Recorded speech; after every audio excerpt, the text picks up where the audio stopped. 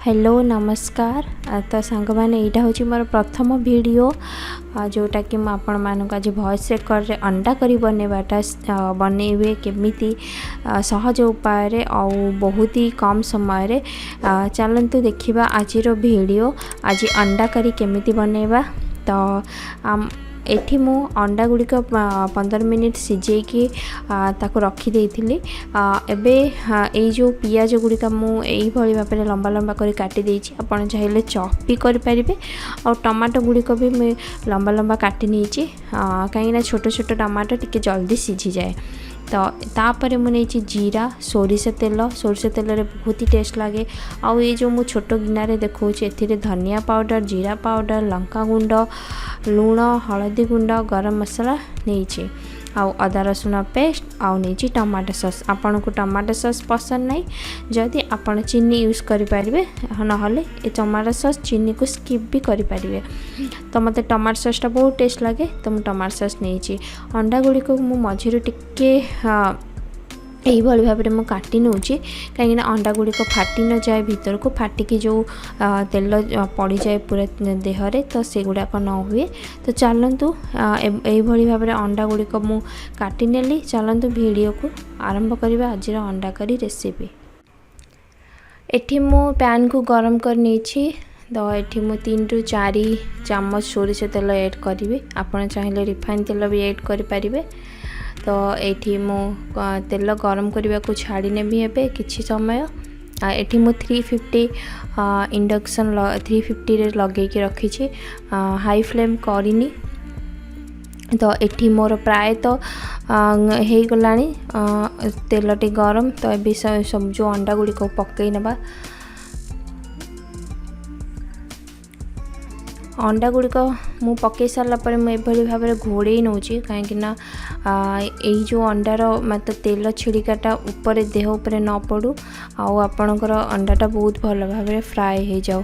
तो ये मु धीरे धीरे मझिरे मझिरे ताकू लेउटे भी नहीं आबे फाइनाली मोर अंडा फ्राईटा हो जाइए। देखो पूरा टिके ब्राउनी ब्राउनी कलर मु अंडा टी फ्राए कर देछि। अंडा फ्राए द्वारा अंडार टेस्ट अधिक बढ़ी जाए। तो एबे अंडा गुड़ी को आमे काढ़ी नबा।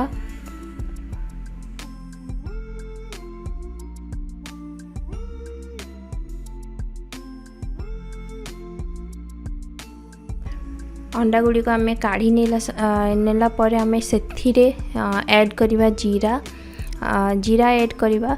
जीरा ऐड टिके फुटी गला पर आमे काटी रखिथिबा पियाज जो काटी रखिथिबा पियाज गुड़िक सब पकेवा। पियाज गुड़िक भल भाव में फ्राए करनबा। पियाज टी को भल भाव में फ्राए करने मु एठी पियाज टी को घोड़े नेबी 2 मिनिट पाई। 2 मिनिट पर मु पियाज घोड़न टी को काढ़ी देली। ये देखो भल भाव में पियाजर रंग बदली जाइए। बेसी ब्राउन करवानी कहीं पियाजर जो स्वादटा पड़े जाए पूरा ब्राउन करने। तो ये टिके ब्राउन हो सारा पर मुझे सबू टमाटो जो काटिकी रखी ताकू मु पकई नौची। तो ये पकई नेला पर आपको मु टिके फ्राए करनेबी। फ्राए भल भाव में या टिके सिझिला जाए या फ्राए करवा।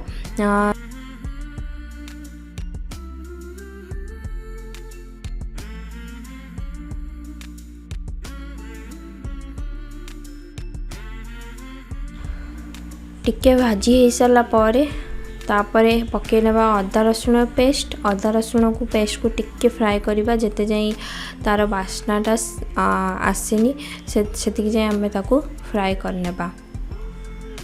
तापर टिके फ्राए हो सारा पर ये जो मु गुंड मसला स्वाद अनुसार लूण जो रखी से सब को मु एठी पकई देली आउ एठी टिके मिक्स करदेली। आ मिक्स करला पर यार पानी देखुं पूरा ये ड्राए हो गला। तो ये बहुत ड्राए हो गला। तो ये मसलाटी पूरा से भल भाव में सिझीबनी से आम ये टिके किछि पानी ऐड करिछु। पानी ऐड करी पानी टिके जस्ट टिके ही ऐड करेंगे। ऐड कर सारा पर आपको घोड़ी की रखीदे 6-7 मिनिट पर्यंत आपको घोड़ी की रखीदे। टमाटो पियाज जो आमर मसलाटा भल भाव में सिझी गला जाए।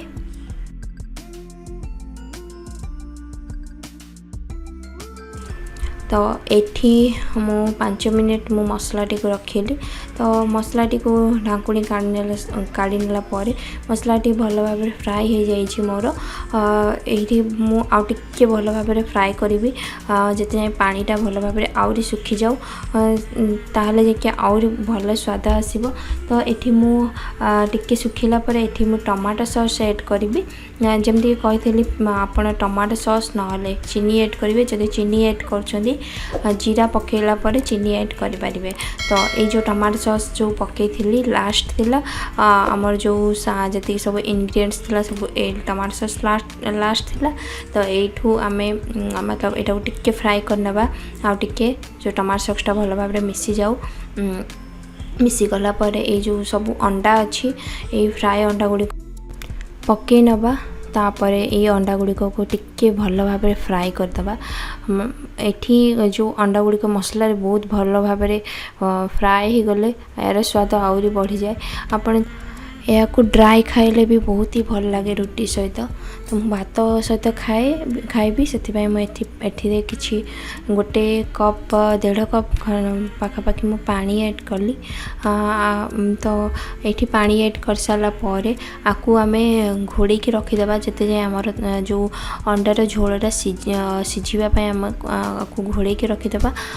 कम से कम आपको 10 मिनिट घोड़े की रखा कहीं अंडा सहित मसलाटा पूरा भीतर को जीव मसला। तो एबे मु घोड़े के रखिली तापर 10 मिनिट पर मु ढाकुणी को काढ़ुची आउ प्राय तो मोर अंडा पूरा माने सिझी जाइए तेल भी बाहरी जाइए। तो एठी मोर अंडाटी भल भाव हो जाइए। चलतु एबे सर्व कर। तो आज ये जो अंडा करी रेसिपी आपण मानकु केमती लगिला निहाती कमेंट बॉक्स रे जणातु। आउ चैनल टी को सब्सक्राइब करंतु लाइक करंतु शेयर करंतु।